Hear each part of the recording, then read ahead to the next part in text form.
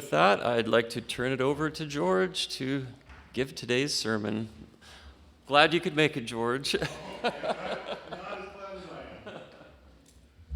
Thank you, Marty. It's just a fun. Oh, my. So, I apologize. I apologize for so many things. Well, I among other things, I apologize that I look like Jim Jones.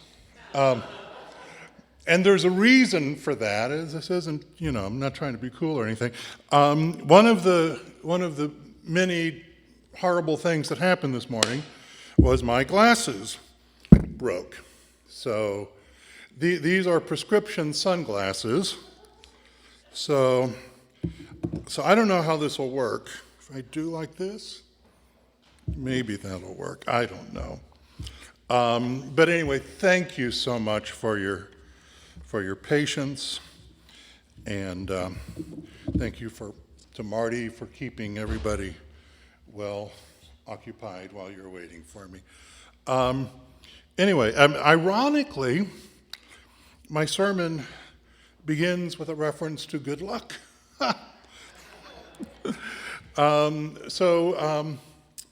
It says here, I got lucky when I was asked to preach this morning. Since the lectionary reading for this Sunday contains two of the most famous lines in the Bible. Did you know that? From the Old Testament book of Isaiah, a statement about the relative worth of sacrifice and justice. What to me is the multitude of your sacrifices? Cease to do evil, learn to do good, seek justice, rescue the oppressed, defend the orphan, plead for the widow. And then, from the New Testament book of Hebrews, a definition of faith in terms of its fellow theological virtue of hope. For faith is the assurance of things hoped for, the conviction of things not seen. So, sacrifice and justice, faith and hope, these are some of the big themes of the Bible. And all I've got to do is explain how they relate to each other. Piece of cake. Well, maybe I didn't get so lucky after all. I hope I can pull this off. In fact, I believe hope is the idea that links together these two seemingly very different passages. On first glance, the reading from Isaiah, with its thunderous condemnation of those addressed as you rulers of Sodom, you people of Gomorrah, doesn't seem to be about hope at all. In fact, the ones on the receiving end of this condemnation find themselves in what looks to be a pretty hopeless situation.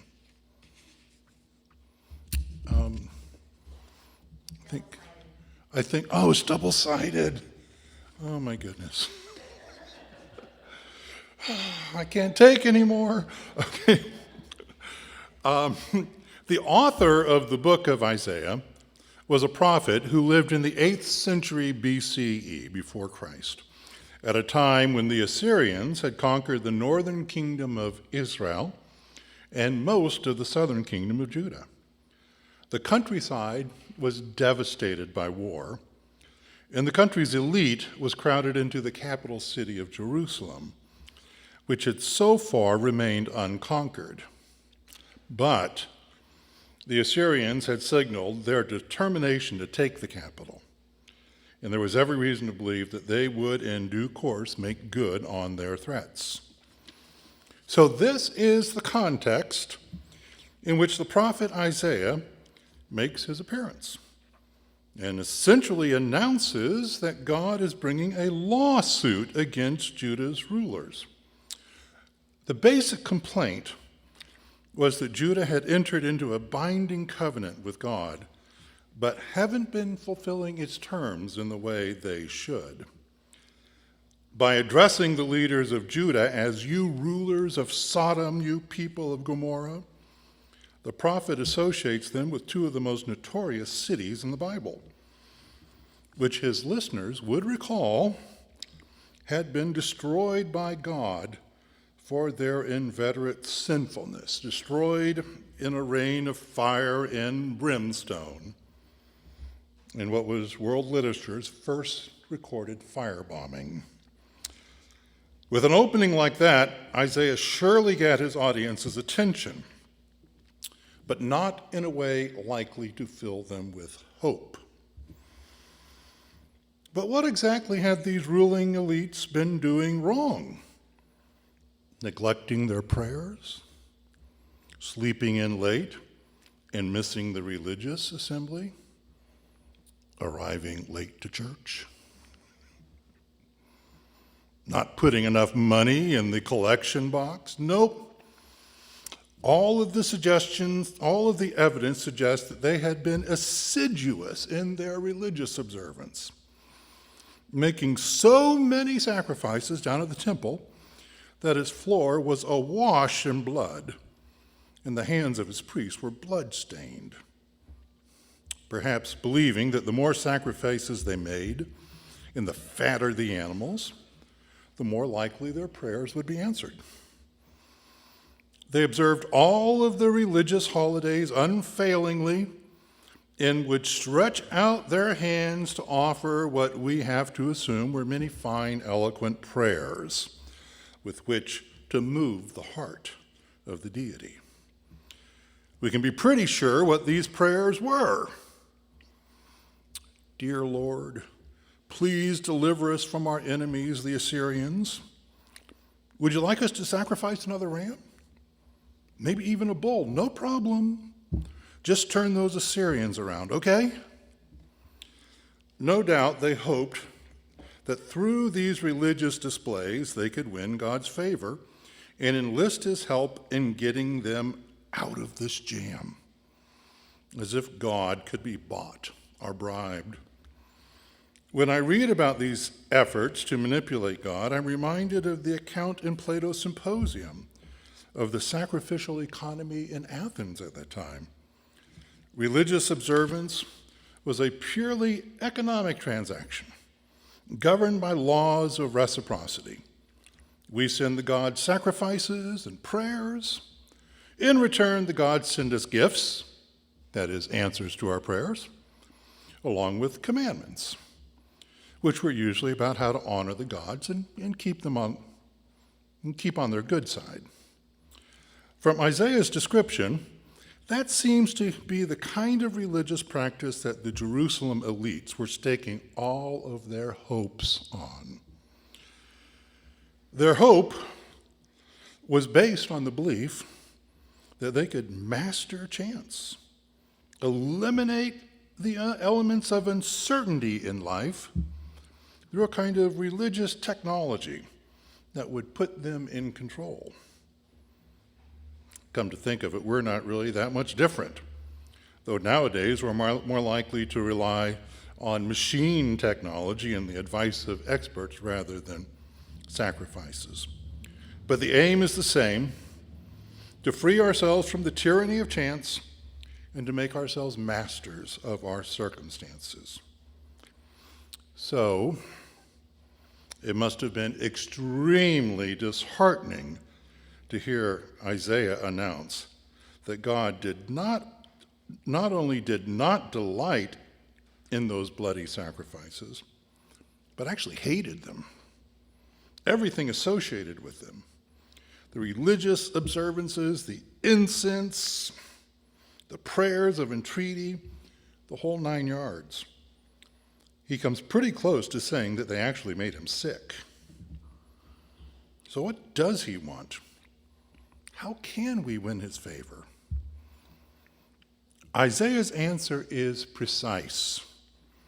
Cease to do evil, learn to do good, seek justice, rescue the oppressed, defend the orphan, plead for the widow. Now, why not just say, treat everybody with basic respect, deal with people fairly, and in general, just try to be a good person? Why single out these particular groups the oppressed, widows, orphans, as the ones to be rescued or defended. In a society organized along patriarchal lines, as all societies were in the ancient world, to be a widow or an orphan was to lack a husband or a father who could protect you against those who would mistreat you, exploit you, take advantage of you. And when Isaiah speaks of the oppressed, he's most likely thinking of poor Judean farmers, forced into debt until they finally lose their farms, which they can then continue to farm, but only as tenants. Among those Isaiah is addressing are those rich creditors who are enriching themselves by destroying family farms and turning farmers into serfs. In short, Isaiah is addressing an audience of rich and powerful elites, urging them to do right by the most vulnerable members of society, those whom they presently prey upon with impunity. There's a wonderful passage from a novel by the Czech playwright Milan Kundera, in which he explains why the real moral test isn't how we treat those, the real moral test is how we treat those whom we can mistreat with no fear of retaliation. Reporting the thoughts of one of his characters, Teresa, Kundera writes, "There's no particular merit in being nice to one's fellow man. She had to treat the other villagers decently, because otherwise she couldn't live there. Even with Tomas, her husband, she was obliged to behave lovingly because she needed him. We can never establish with certainty what part of our relations with others is the result of our emotions, love, antipathy, charity, or malice, and what part is predetermined by the constant power play among individuals. True human goodness, in all its purity and freedom, can come to the fore only when its recipient has no power. Mankind's true moral test, its fundamental test, which lies buried deep from view, consists of its attitude towards those who are in its mercy." What Kundera says in this passage is profound. It may actually be easier to extend kindness to those whom we have reason to fear than to those whom we don't fear at all because they're completely at our mercy. No doubt the elites of Judah treated each other with the utmost consideration and kindness, which was sufficient to persuade them that they were fulfilling all of the demands of justice. But that kind of justice is little more than calculated self-interest. It pays to do unto others who can do well by you in return. Isaiah's message seems to be that instead of directing all our energies at controlling the world around us and protecting ourselves from all of the contingent circumstances of our lives, which will never succeed at anyway, perhaps we should attend more to the one thing that is always under our control, namely, doing what is right, even or especially when there doesn't appear to be any immediate reward. Society must not only be preserved, but it must also be worth preserving.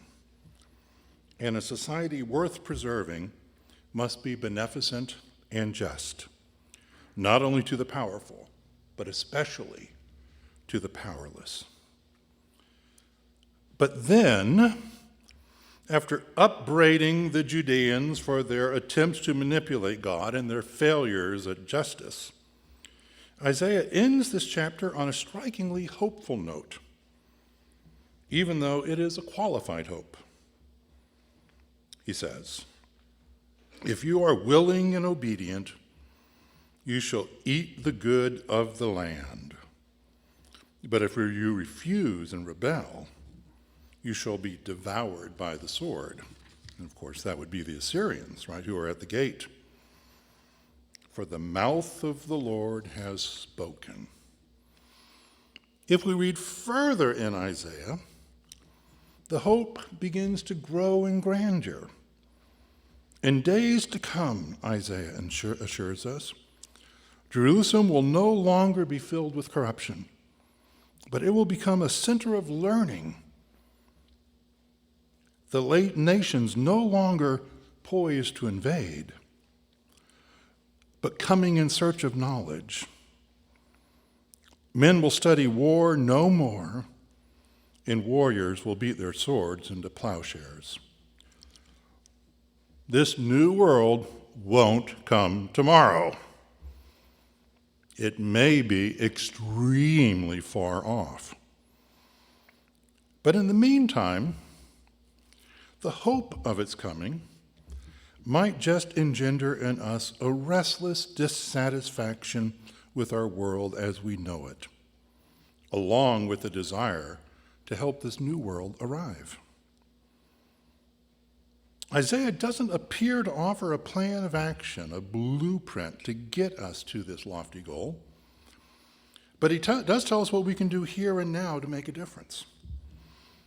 Cease to do evil, learn to do good, seek justice, rescue the oppressed, defend the orphan, plead for the widow.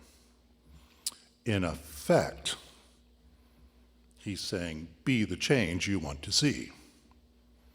Or, to paraphrase the philosopher Immanuel Kant, act as though you were a lawmaker whose actions modeled the way we all would live were the world as it should be.